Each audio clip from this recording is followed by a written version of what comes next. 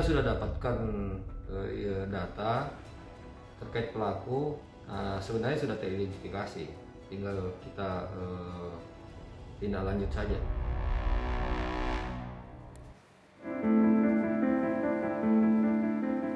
Ya, itu peristiwa yang terjadi di Makassar. Tertangkap oleh CCTV pelaku pelemparan bom Molotov di pos polisi di Makassar. Pelakunya terlihat, kemudian juga lagi-lagi berhasil diidentifikasi lewat CCTV, sesuatu yang kemudian sekarang masih ditelusuri oleh Polda Sulawesi Selatan. Saya ingin minta tanggapan Pak Puji. Pak Puji, bagaimana melihat berbagai aksi yang terjadi? Dan tadi saya ingin minta komentar dari tentang yang disampaikan oleh Bang Haris. Ya, komentar Bang Haris saya pikir boleh-boleh saja ya, karena beda pendapat itu kan hal yang wajar. Tapi dari satu sisi dari awal kami melihatnya bagaimana kita melihat secara positive thinking. Saya juga mantan polisi, jadi tahu persis lah itu telegram yang disampaikan Kapolri itu pasti adalah untuk hal yang positif.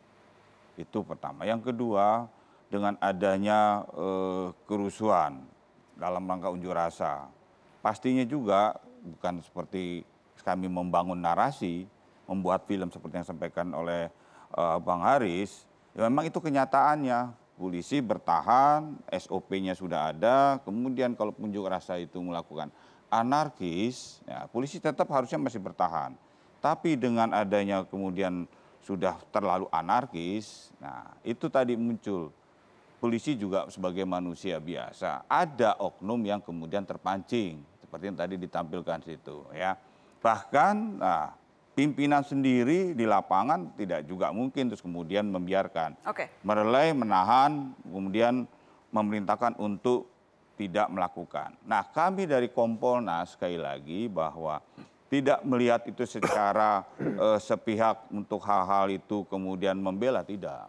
Karena sesuai dengan peraturan presiden di sana dibunyikan apa tugas Kompolnas. Fungsi wewenangnya sudah jelas. Termasuk diantaranya memonitor, mengawasi dan memberikan rekomendasi. Satu hal Mbak Nana, kami dari Kompolnas juga sudah memberikan satu surat rekomendasi kepada Kapolri untuk menyelidiki, mencegah jangan sampai ini terjadi berulang-ulang. Itu sudah ada suratnya dari Ketua Kompolnas langsung diberikan kepada Kapolri. Bang Haris? Iya, menurut saya begini. Ini bukan soal melihat sisi positif atau negatif. Taken for granted ya, polisi itu ada memang harusnya ya positif gitu. Nah yang kita, jadi juga kita nggak perlu memuji polisi, karena polisi itu dia public goods. Nah ketika dia menjadi bad goods dalam prakteknya, itu yang kita protes.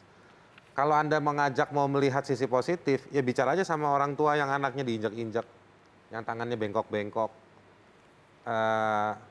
Jangan datang dalam beberapa kasus orang korban itu banyak didatengin pakai uang.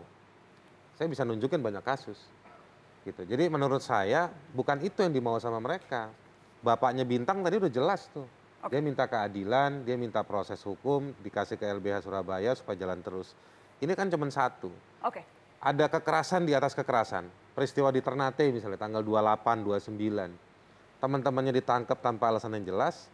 Lalu sejumlah mahasiswa datang ke Polres di kota Ternate, malah dikenain represi lagi.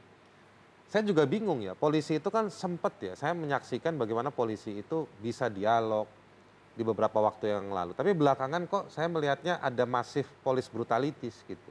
Jadi brutalitas polisi di mana-mana selama satu tahun terakhir ini, dan itu coba diuntungkan. Ini mungkin juga ada korelasinya dengan keuntungan dan kenikmatan institusi polisi di dalam omnibus.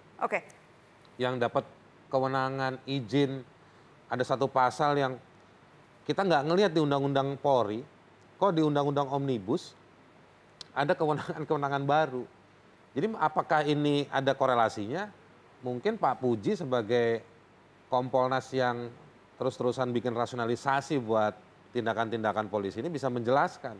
Kita harus break dulu. Setelah ini saya akan kembali. Saya juga akan berbincang dengan Gubernur Jawa Tengah Ganjar Pranowo yang sempat turun langsung melihat bagaimana sejumlah orang dan anak-anak yang ditangkap pada saat demonstrasi 8 Oktober lalu. Setelah pariwara, tetap di sini.